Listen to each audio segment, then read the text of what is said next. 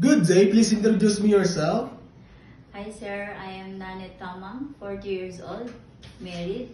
I have 3 children, 2 boys and 1 girl, ages 22, 16, and 6 years old. I am a high school graduate. I live in Balagan, San Mariano, Isabela. I have 3 brothers and 3 sisters. I am the number 5 of the family. Okay. Do you have experience abroad? Yes, sir. I have experience abroad. I work as domestic helper in Hong Kong for 2 years.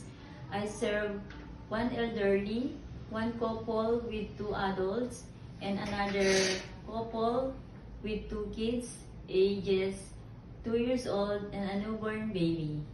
Okay. In your previous employer, how would you take care of the children, especially when sick? I always securing the safety of the children. When the baby is sick, I will check the temperature, and when the baby is sick, I will call my employer. How would you describe yourself? I am hardworking, honest, and responsible person. Do you have any tattoo? No, sir.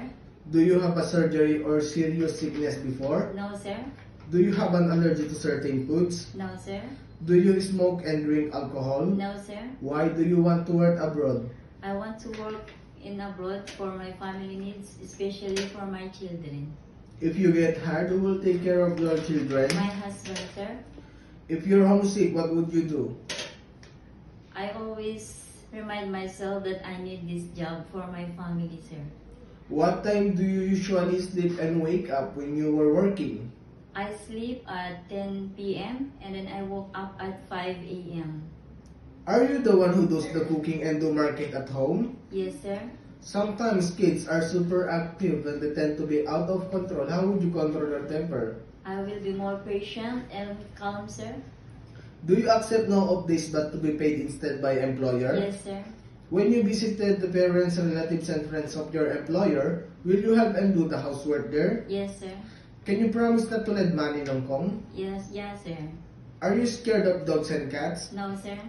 Are you willing to share room with kids? Yes, sir. Do you promise not to use cell phone during working hours? Yes, sir.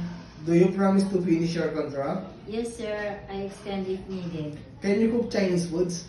Yes, sir. I cook Chinese food, but I want more. Okay. I learn more. Okay. Can you sing a nursery song? Yes, sir. Sing. Roll the boat gently down the stream.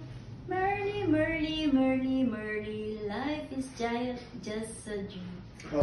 Okay, what is your message to your future employer? I hope you select me as one of your helper, mom.